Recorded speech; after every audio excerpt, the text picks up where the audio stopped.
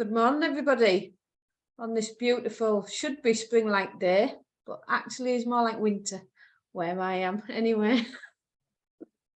So quickly this morning, I'm sure we are all aware today's budget day, but did you know the very first budget was in 1720, delivered by Sir Robert Walpole's government in response to the South Sea bubble? When the South Sea Company's share prices rapidly collapsed, thousands of investors were left bankrupted. The longest budget speech was made by Benjamin Disraeli in 1852 and lasted over 5 hours. He also holds the record for the shortest at 45 minutes in 1867. The red box originally was a leather bag until 1860 when Whitmore & Co. handcrafted a wooden box for Gladstone, which was used until 1965. Then Alistair Browlin brought it back into action in 2007. However, it was retired even in 2010 and is now in the Churchill War Rooms in Whitehall. When delivering the budget, the Chancellor of the Exchequer is allowed to drink alcohol, and this is the only time MPs are allowed to drink alcohol in the House of Commons. One of the most infamous budget speeches in British history was made in 1868 when Chancellor George Ward Hunt was unable to ceremonially display the distinctive red box before the House of Commons because he had left it at home. And on that, I'm hoping Kerry is around somewhere and has not left her HMRC notes. Yeah, I'm here. Hey there. Hello. Did you bring your HMRC notes with you, Kerry? I have indeed. Excellent. Good morning. Good morning. Well, thank you for inviting me back to the coffee morning today. I was thinking that it's actually been 3 years since the first coffee mornings were introduced at the start of lockdown. So we must be coming up to the anniversary of our first ever coffee morning, when I was communicating the HMRC ever-changing guidance that changed rapidly from whatever we said in the morning, changed the afternoon. I'm hoping that won't be the case today with the budget and that everything I say today is going to remain. So just a few things that have come out from the employer bulletins that were issued recently.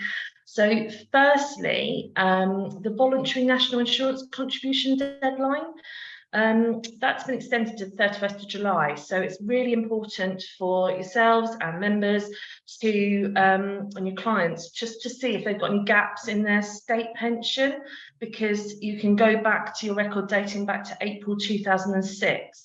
And the way they can check this is by creating or logging into a personal tax account through Government Gateway and being able to see national insurance record, what state pension forecast is, and also how to plug any unpaid years should they need to. So it's really important, that one, to as the extension has been extended. There's also an update within also being able to prove whether they're receiving child benefits. So some benefits, like housing benefit and things, will want proof that you're entitled to child benefit. And also by using the online service, you can see that the child benefit is also on there. So it's very easy to prove that you're entitled and for how many children. So really important that everyone has a personal tax account to view all of those things. Then from our point of view and how we can help our customers, P11Ds will soon need to be filed. So they need to be filed in July. However, I was on an employment forum last week with HMRC, and they gave me some stats around the filings. So it's now mandatory for this year that all P11Ds are filed online. And this can be done using the free PAYE online software, and you can file up to 500 P11Ds using the free software. So that should suit most of our members. So in the 2020 to 2021 year, there were 3.36 million filed P11Ds, of which 12% were paper, which is around 400,000 paper forms still going to HMRC. So as you can imagine, that's quite a number for them to sift through when resources in HMRC are pressured. So this is the first year that it's mandatory to file online. There are also some HMRC free webinars regarding online filing that have started taking place throughout, although you can apply to go on a free webinar just by searching on the Gov UK site. And if anyone wants to, I think Sarah had mentioned in a previous coffee morning, to sign up for the updates from HMRC for when webinars are coming around. But they will be going from now right through to July, so it's easy to just understand how to do that. I thought that number was quite exceptional, really. National insurance numbers, another update. So national insurance numbers are automatically issued 3 months prior to someone's 16th birthday, providing that the child was registered in the UK, but maybe been registered for child benefit. Up until 2011, a lovely little number card used to come through the post. And I remember receiving that, and it was always exciting when you got your national insurance card, and it's sort of like the first sign of being an adult. So I've still got mine. Yeah, have you? Yeah. I was having this conversation with someone in the team who presented their national insurance card. I've lost mine. I have no idea where it now is, but I was quite impressed by that. However, now that excitement doesn't happen. So from 2011, you just get a letter through the post with your national insurance. So at the sort of age of 16, a bit of paper comes through, probably gets lost, not looked after, not understanding the relevance of it. And then they go to get their first job and they're asked for their national insurance number and they're like, I don't know. So that's what triggers a phone call, usually into HMRC, to the National Insurance Helpline, which, as you can imagine, takes them a while to sort out getting that national insurance number. So they're not bringing in the cards again, sadly. However, in the digital world, there will now be an option to create a digital card through your phone. So you can have, like in your Apple Pay or Google digital wallet, a national insurance card. So certainly for young people coming through, it's just a perfect way of storing that information. So when they go for their first job or anything that asks for their national insurance number, they can present that in a digital format. There are 3 options to get your national insurance number, even, if we need it for any reason.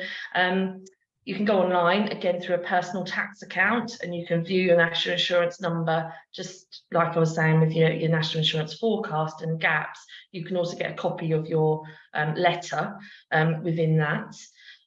Again, you can phone, although they are trying to make ways of obtaining it quicker by using the online services, and you can still send a letter in by post to request a copy of it. So there will be a little bit of, I think as the letters are going out to people now, they're going to be advised to create their personal tax accounts and to set these up digitally, but it's just something to talk to your clients, especially if they've got youngsters as well, that will be looking for that kind of information. And anyone that's getting a national insurance number, so expats coming to UK, anyone that's then going to be registering for a NINO can also just download this digital version of their national insurance number. Okay. Excellent. And then another option that's come about, which I'm going to talk to you, is about the time to pay service. So just after lockdown, when all businesses was coming back to work and struggling a little bit financially, there was a time to pay service set up by phone, so that businesses can phone up and agree a payment plan with a dedicated team for time to pay. Last year, there was an online self-service option for sole traders to be able to set up their own payment plan using their government gateway login, and they could then see how much they owed and agree affordable monthly payments without the need to ring up or speak to an agent. So that was introduced and has actually been quite successful with its delivery. HMRC have now decided to bring that in for other taxes because it's worked so well with the self-assessment tax. So just launched now is the PAYE time to pay service. So in order to be accepted, so a time to pay is when an individual or business cannot pay their tax debt in full. they may be able to agree a payment plan to pay instalments called a time to pay arrangement. Time to pay arrangements are based on the specific financial circumstances of whoever owes a debt. So there's no standard time to pay arrangement. It will be bespoke to what someone can afford to pay and use out how much time they need to pay. And this will cover all outstanding amounts overdue, including penalties and interest.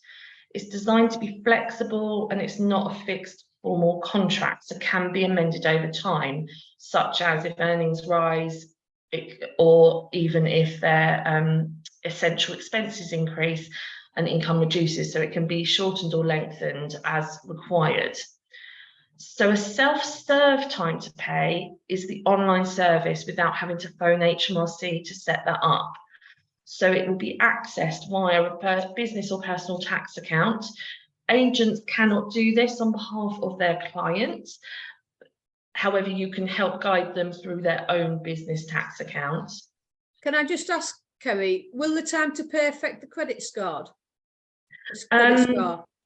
That wasn't mentioned in, it's not something that affects and goes on to Experian at this stage because it's an agreed amount, but whether going forward they then have to send in debt collectors and actually obtain funds if they don't maintain that, I would imagine would then go down the credit score route. But certainly this, they just said, was an agreement with HMRC. I don't believe it goes outside of that.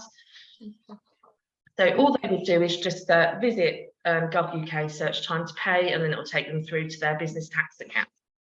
So to qualify for the self-serve time to pay for PAYE, firstly, they must have a PAYE debt. And it needs to be less than 35 days old from the payment due date. So that's quite key. It can't be something that's a long-term debt. It needs to be 35 days old from the payment due date and be less than £15,000 in value. To do the self-serve time to pay, they can't have any other debts or time to pay of payment plans in place already with HMRC. All their tax returns needs to be up to date, and the person setting it up needs to be able to authorise the direct debit mandate through the business bank account. And what it will do is, say, for instance, someone owes £3,000, for instance, it will then give them an option between 1 and 6 months, and it will show that depending on what they tick, how much interest that will be and what monthly payments would then be. So they can then choose whether they want to increase the term or decrease the term and make it flexible to them. So that's live now and can start to be offered, but it can be just something like someone needs an extra month. It doesn't necessarily have to be a formal plan that is a 6-month thing. It may be that they're just waiting for an invoice, a customer that hasn't paid them, and they know they'll have the money within the next month, and they just set that up to give them a month extra to pay, and then it will just come out by direct debit. So it just gives a bit more flexibility to businesses in their cash flow. Brilliant. They are now also introducing time to pay for VAT later in 2023, so watch this space, but they're hoping it'll be launched sort of late summer. And again, same kind of scenario, that they've got a VAT debt and it's less than 28 days old from the payment due date, and that it's less than £20,000 in value. And again, not have any other debts or time to pay payment plans in place. Now, what we spoke about, this was at a forum that I went to last week, about, okay, quite a lot of businesses, or certainly that I recognise, is if they're having trouble with one tax, they may be having trouble with their others. And therefore, to have only one plan in place on this self-serve could be troublesome because they've got one already set up. So this is the helpline is still in place as well. So for customers that have got debts with different taxes, corporation, VAT, PAYE, they can still phone the service and speak to an advisor who can then agree a plan to cover their debts across all of their finances. Excellent. Thank you very much, Kerry. So I think that's pretty much it. I will just leave one note, though, that there's also a discussion going on with HMRC around starter forms and new starters, and seems to be a lot of discrepancies around new starters being introduced onto payroll. So they gave me a few stats, and up to January 23, so for the tax year from April 22 to January 23, there was 900,000 PAYE schemes that had at least one new starter on them. 10.5 of that, 10,500 of that had no national insurance numbers. 14.5 of that apparently hadn't got any kind of other employment in that tax year, which was later found to be incorrect. And on the date of births, there was 45,000 individuals who were aged between the age of 86 and 129 years old. So that's quite a problem. That's human error, I think. It is. Isn't So it? that was just some of the issues that they're finding with creating new employees, and then of course the tax or the national insurance isn't right. So there's going to be some work done around starter checklists.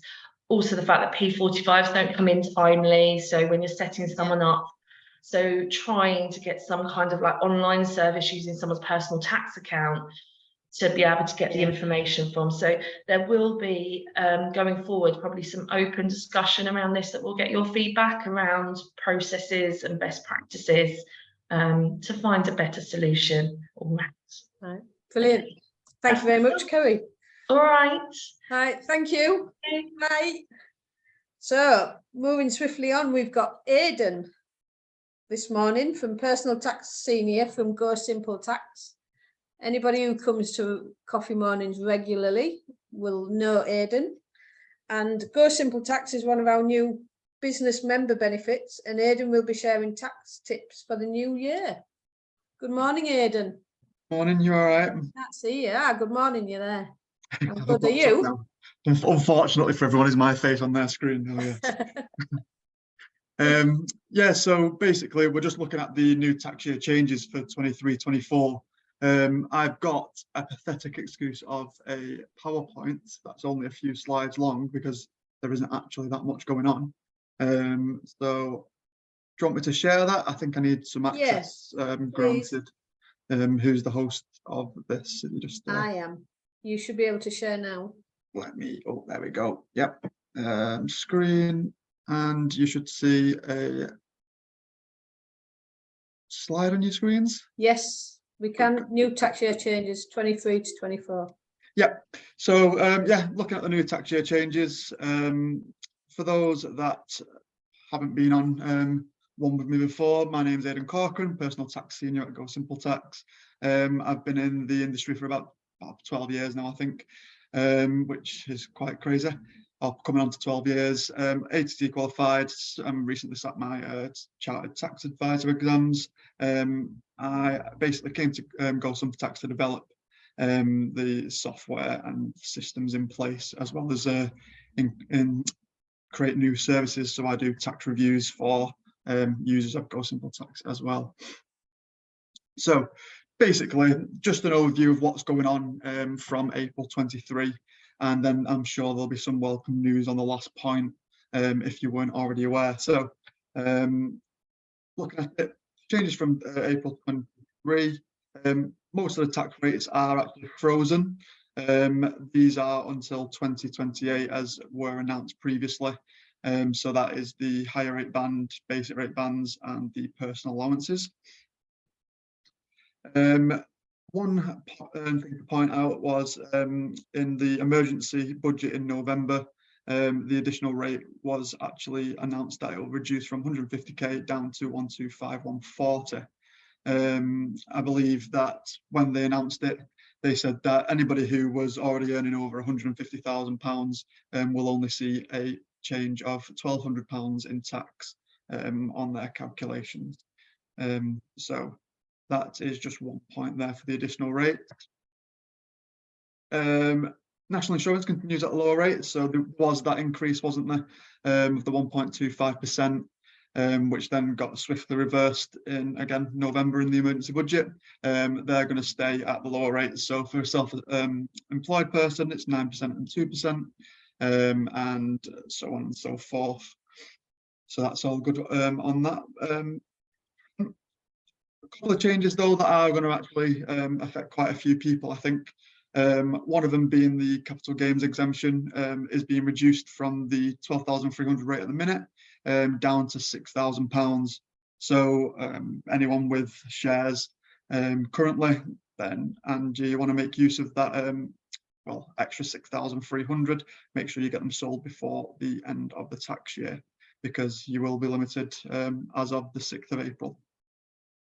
So that's £6,000. Dividend allowance is being reduced from 2,000 to 1,000, which is obviously not good. It seems that they are now looking towards business owners, and what was previously encouraged to set up a limited company doesn't seem so great after all, with this point and then my next couple of points as well. So you've got the dividend rate increased along with national insurance last year, April 22, and with the 1.25% increase, and they are sticking at the 1.25% increase. So basic rate is 8.75, higher rate is 33.75, and additional rate would be 39.35, and that's all from April 23. Along with corporation tax changes, which currently in the 22-23 tax year is 19% overall. We're actually looking at getting a 19% up to 50k of profits, and then the initial announcement mentioned that there will be 25% on profits over 250k. What they failed to actually mention was in that little period between, or threshold between 50 to 250, there'll actually be a marginal rate of 26.5%, which means that a lot of people who do have those profits between 50 up to 250k will see quite a large amount of tax once you exceed that 50k amount. So it is more of a tax planning opportunity to look at now for this year, to say to people, is it actually worthwhile going into a limited company if your profits are around 50k? Because you're basically paying an extra 7.5% corporation tax on any profits over 50k, and your dividends are now being taxed are continue to be taxed at 1.25% extra. So yeah, it's looking at where you're at the moment, and is it actually worth going into a limited company is a big question, along with yourselves. I know that, or I would expect that there would be additional charges for limited companies, and usually that was the argument of your self-employment cost would be this, limited company cost would be this. Does it actually outweigh the benefits? So there'll be more looking into that in this tax year. Can I just ask you, Aidan, Natasha's Yep. put in the chat, do we know if these profits will be, hold on, do we know per the accounts or the CT 600 figure after reliefs for annual investment allowance, etc.? So it'll be the bottom line profit, so the net profit at what usually gets taxed is the number that you would use for this.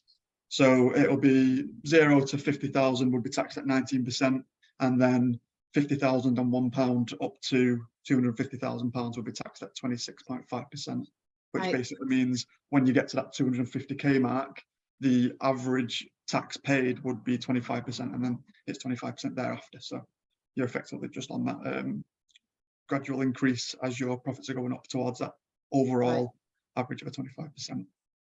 Nikki's also asked, is the corporation tax at 26.5% on any figure between the 50 and the 250, or is it a sliding scale? Just no, it's figure. just, so basically, as I say, they failed to mention this, but getting that 19% up to 50k, and then if you were to work it out, it's a sliding scale on the basis that you use 26.5% from the 50,000 to the 250,000. So you'll basically average out up to 25% when you get to that 250k, and in between, your average tax paid would always be between 19% and 25%. But on the chunk, it is actually a marginal or effective rate, should I say, of 26.5%. Thank you. I'll let you go back to your presentation now. It's all right. I've only got 1 point left if my memory serves me right, and I don't know if I'll hear a cheer or not. But MTD's been delayed. I'm assuming that everyone knows. Yay! So yeah, MTD, obviously burden of everyone's lives. Everyone was panicking, and they've, much to my disbelief, they've delayed it again a couple of years, and they've actually increased the mandation thresholds now. So rather than it being 10k, where everyone was shaking their head and saying it was pointless, it's now been increased to 50k from April 26, and then from April 27 will be 30k. So those that are earning less than 30k currently, as far as we're aware, will not fall within MTD anymore, given the new threshold. So it's Aidan, is that the turnover or the profit? Turnover. So with MTD, it's turnover, so actual income. But it was more the argument with everyone, wasn't it, that people with 1 or 2 rental properties that are just literally borderline 12k or whatever, they were falling within MTD, and they could have been older people and there could have been problems. So I think they've listened to somewhat, and they've increased it to 50k, and then 30k the year after, and then partnerships will be after that, and still corporation tax will be after that then. So yeah. I think MTD will eventually come in, but it looks like they're being a bit more realistic with who needs to be within it. So as always, I always open up questions. I'll leave these on the screen so people have reference to any questions that they do want to ask. So feel free to ask away. Other than that, it'll just be a thanking you for attending slide next. So ask away if anyone needs or wants to ask any questions. Currently in the chat, there's just the questions that I've already asked, Aidan. Okay. So that's fine. I'm guessing no one else has anything else. So thank you very much. Normally get bombarded, don't I? Is it because I've mentioned MTD's delayed, so everyone's like, oh, yeah, I'll ask a couple of questions in a couple of years now. It's fine, plenty of time. Are we expecting some of these rates to change today then, Aidan? No. No. I wouldn't have thought so. The only thing that would or may potentially affect some people that I'm aware of is the annual allowance for pensions. As people know, it's been frozen at £40,000 per year that you can invest into a pension without having an additional charge, and they may be looking at increasing that to 60,000 today. But yeah, I saw that on the news. Yeah, it's whether it'll come in or not. Usually when it's announced prior, it's usually there or thereabouts, isn't it? So probably will help people to save, and I believe it's to stop people retiring early. So there's that. But yeah, other than that, the rates and everything, I'm assuming will stick to what they said in the emergency budget in November, because obviously it was an emergency and that's what they felt was necessary. So it would look a bit strange if they were to come back and say, oh, actually, we were wrong in November. Yeah, change it now. Yeah, there's a few thank yous. Samantha says, looking like limited is no more the preferred option. Certainly looking that way. Yeah, I think with limited now, it'll be more risk association. So for once your profits start gaining to a certain level, and you've got the potential of, I don't know, clients potentially suing you if you don't do a good job, then you've obviously got the mitigated risk there of being separate entities. So yeah, I think it's more again along that legal side. But I'm sure, I've not done the numbers properly yet, but I'm sure there'll be some tax saving if you were to go limited if you didn't have an accountant. But as soon as you start including accountancy fees, I'm assuming they'll double if not triple, and that will probably take away from the previous. I think the previous tax saving was about 2,700. If you're in that sweet spot of 50, 60k, whereas I can't imagine it being that anymore, especially with that extra 7.5% of tax. So Carol's asked a question. If a person has worked in another country and paid all their tax and national insurance in that country, how can that be added to the national insurance totals in the UK as they have returned to the UK? Totally separate. So if you're in a foreign country, their equivalent of national insurance or social security would be completely separate to England. So if you've been paying them over abroad and you've not paid them in the UK, then you will have gaps in the record, and therefore, as I believe, is it Kerry was saying a little bit earlier, just to double check if there's any gaps in the record, because they'll be completely separate. Yeah, it's basically social security or national insurance for where you're living at that moment in time. So it would. And then Christina's asked, is there anywhere we can catch up on the legislation? In terms of what exactly? There's always HMRC. HMRC basically interpret legislation and stick it on their website, don't they?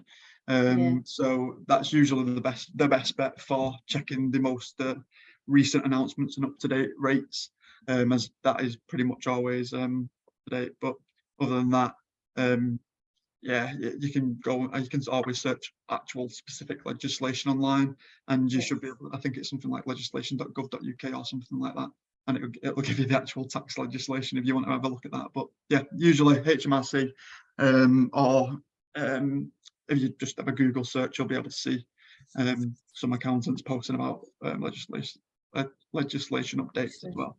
Right. Well, thank you very much. No worries. So I'll just finish off with what's on the screen, as if you've not already read it. Thank you for everyone's time today. No, it's all right. Thank you for everyone's time today. Hopefully, I don't think I've bored you today, because it's been about 5 minutes, hasn't it, rather than the usual hour. So yeah, hopefully everyone's enjoyed it. And IAB members get 30% off Go Simple Tax by following the link below, which is literally www.gosimpletax.com/IAB. You'll sign up and you'll get a discount code emailed to you separate about, I think it's about 10 minutes after you've registered. So be sure to include that when paying. Thank you, Aidan. No worries. Thank you, everyone. Thank you. I'll see you again, probably. Yep, no doubt about it. No doubt about it. And just going back to Christina's question about legislation, you could always have a look at Chrono Eye, or again sign up for the HMRC bulletins, as Kerry and Sarah both said it in the past. And then everyone's saying thank you, Aidan, so thank you for that.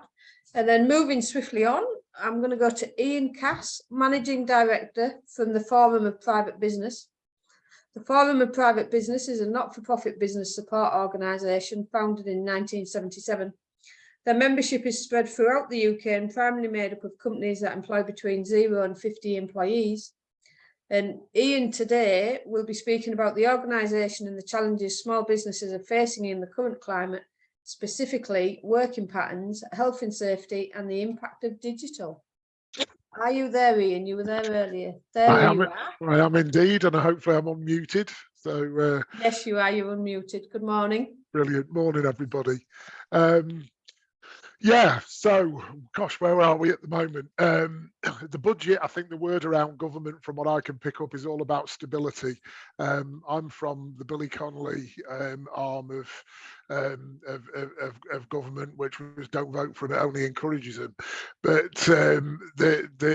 both the existing government and the opposition seem to be trying to put some stability in place, because businesses haven't been investing, and one of the main reasons has been how many chancellors have we had and so much instability. So stable seems to be a big word that's underlying this budget and a lot of what's going on from a government point of view.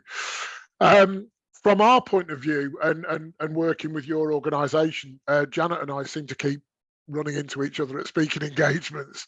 And we got talking, and my experience when I set up my first business in 1997, I had a bookkeeper look after the accounts of what turned into about 4 companies.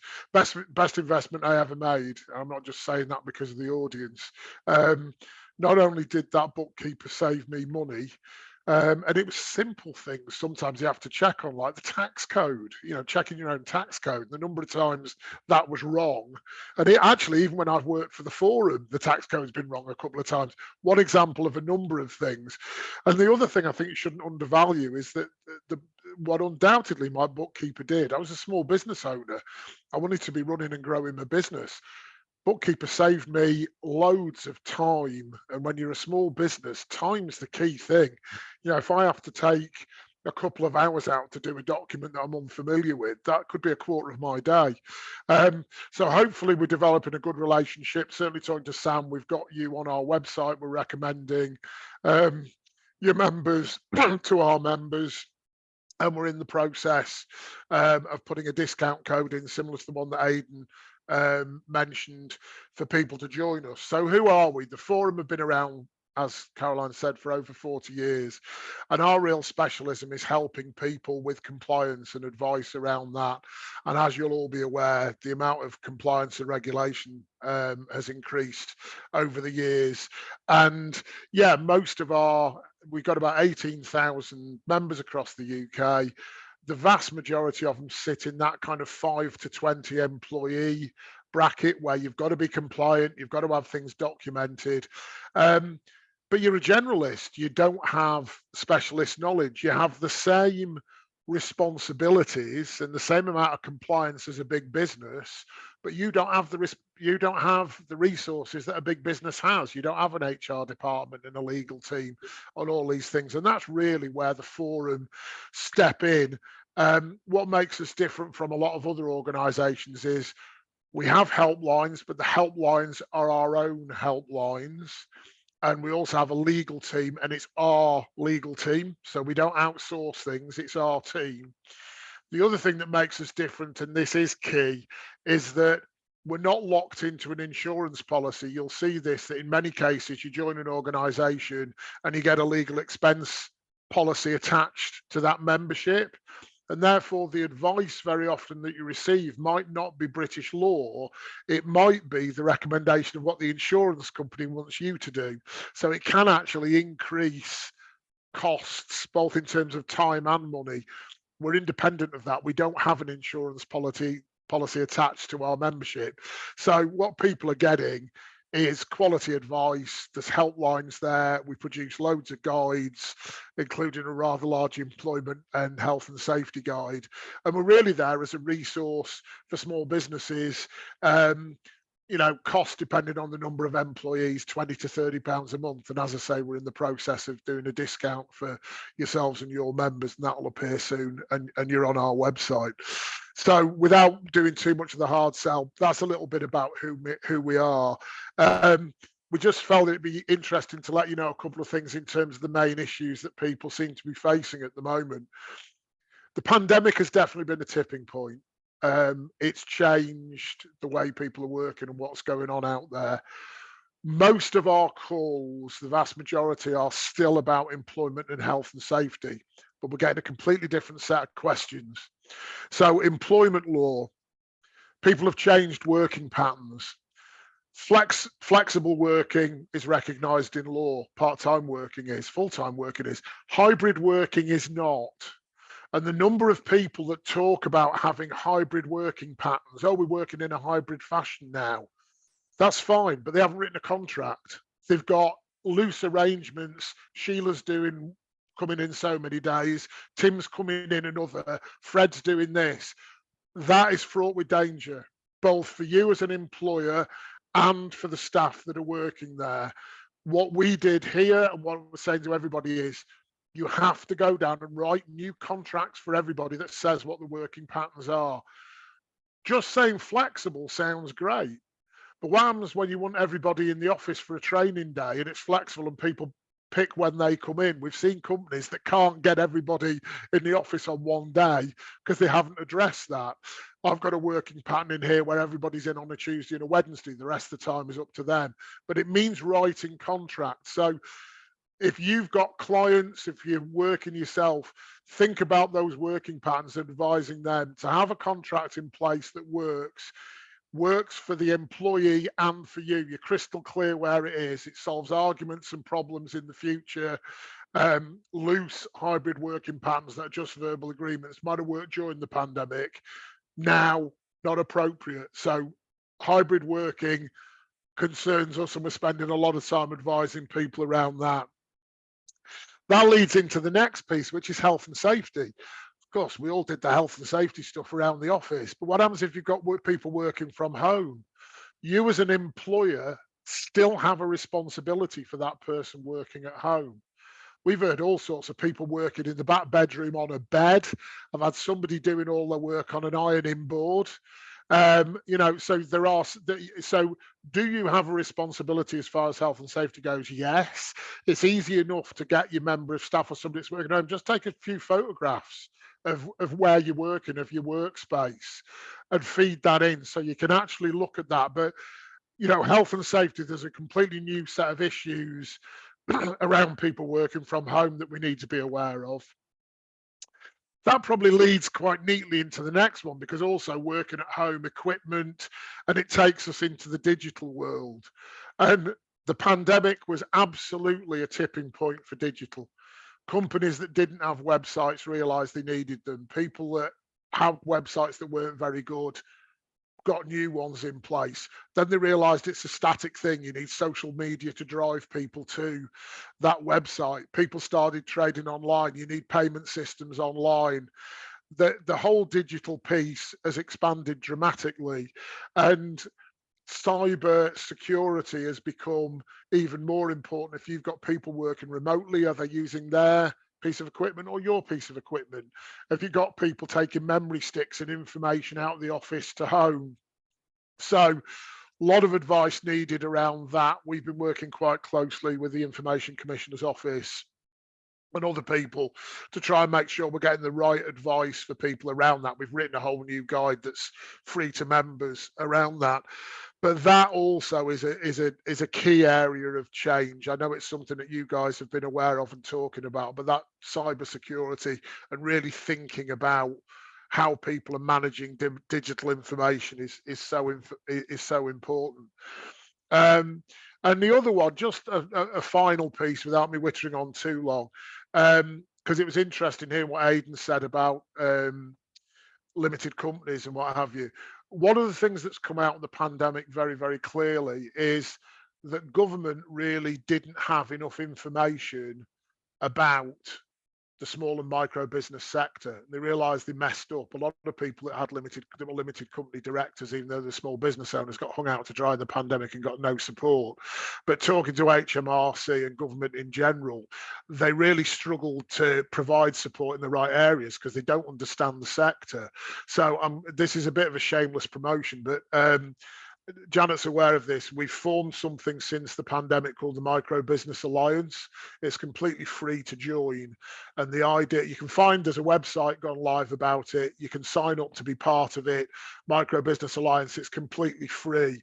What we're trying to do is work a lot more closely with government so we can run surveys and provide them with information from the people that matter, which is the small business owners like yourselves and your clients. And we're just in the process of launching that and getting it off the ground. It looks like we represent about 1.3 million businesses and it's growing, but it'll enable us to get some key information. It's not about lobbying and shouting at them, it's about helping government understand the sector a lot more. So it might be of interest to some of you to take a look at that. So listen, hopefully a little of what I've said has been useful, and I look forward to working more closely with you going forward once we've got a few things set up. And if there are any questions, I'll try and answer them, and if I can't answer them here and now, I will speak to my knowledgeable team and find out things for you. But that's me anyway. Thank you very much for listening. Cheers. All right, thanks, Ian. I'm just going to go through the chat. So Ian's put, in one role I did, an employee was sent 3 different payroll codes in 3 weeks. Leanne's said, hi everyone, just to follow on from what Aidan was discussing, Go Simple Tax will be releasing 2 articles at the beginning of April with updates you need to know about self-assessment tax, self-employed and landlords. So the IAB will share these with us. Elaine said, can you send a link for the Micro Business Alliance, please? I'll share it through to Samantha, and we can get that out to everybody. Excellent, because that'll save me from reading www. Yeah, I'll do that as soon as we're off this coffee morning, no problem. Yeah, brilliant, thank you. And yeah, other than that, Ian, it's just people saying thank you. So thank you very much. Great, my pleasure. Cheers. Thank you. And I'm going to go to Sam now, because I did have Janet, but I've lost Janet because Janet is on a train. Yeah, I think she's disappeared. Her picture's And- gone. Yeah, I think she's gone through a tunnel. Yeah, it had been her intention to not be on a train, and to provide a bit of an update, but I don't think the technology is going to stand up to, or the signal's going to stand up to tunnels and things like that. So she just asked me to say a few words, obviously, on where she's been. I think Sarah in the last coffee morning mentioned that Janet was out in India. And she's had a really successful past few trips actually. But I suppose the kind of complete story is, many of you will know that we've done a complete kind of review of our qualifications. So we've made sure now that all our qualifications and the career path is completely up to date from a content perspective. So everything we're putting out there is, you know, completely relevant. We're also in the process of launching a new pathway to a degree level qualification, which is a module based qualification that goes from levels 4 to 7. So that's currently with Ofqual, and we'll hopefully be sharing all the detail with you on that very soon. So that's really exciting in terms of the way that we're progressing our career path. But to bring all that down to what Janet's been doing, obviously one of the main roles of the IAB is to set and maintain quality standards and maintain the quality of the financial professional. So she's been doing quite a lot of work out in India with the Indian authorities specifically to ensure that IAB qualifications are recognised as an industry standard. And from that, she's also been working with some of the major outsourcing companies to ensure that the recognised qualifications that are endorsed by the Indian authorities will filter through to those outsourcing companies to ensure that the standard, given I suppose the success of outsourcing at the minute, it's a very much a buzzword, and there's a lot of people looking to work with outsourcing companies. It's to ensure that the standard there is upheld from a UK perspective. So the meetings have been going really, really well, and we've been making really, really good progress. There's also an article in the next issue of IAB Connect, which is due out first week of April, of Sarah's experience with outsourcing, which was worth a read if it's something you're interested in or considering. But that's what she's been doing. I'm sure she is still here as well, but she can only hear every other word. All right, that's probably good. I'm not sure I've given it word for word, but that's in a sense what's been keeping her busy. But really exciting times for us, and really out there endorsing the IAB in terms of setting the quality standard. Right, thank you, Sam. Thank you. So there's a lot of people saying thank you to all our speakers. I'm here but can only. Is the intention for the IAB to move to chartered level organisation? That's not my understanding at the minute, but Janet might be the best one to yeah. tell you what. Maybe ask Janet next month. Yeah. Great, thanks to our speakers, really precious and helpful information. Ian's put in the link for the micro business. He wanted to test me. So Micro Business Alliance can be found at themicrobiz.alliance.org.uk/. Thank you for that, Ian. Thank you, Sam. All very interesting. Thank you. Yeah, so thank you. Yeah, thank you very much to all our speakers. To Kerry, who stood in for Sarah, Aidan, Ian, and Sam, who stood in for Janet. And Janet's put, would be nice to become chartered, but there is a lot of work to do before we could do that. So hopefully that answers that. Thank you. Yeah, lots covered today. Yeah. Thank you. A lot of information coming in. And can I just say, we've had a record numbers this morning, and at one point we had 159 participants. Wow. Thank you very much for all coming. Yeah. Yeah, fantastic. Thank you for coming along, everyone. Seem to be breaking records with every month now. We'll have to keep a tally now. The bar is set. Yeah, need to beat 159 on April the 19th, our next coffee morning. Indeed. And I think we'll call it a day at that. Excellent. So, thank you very much, and we'll see you all April the 19th, 11 o'clock. Thank you. Bye. Bye, everyone.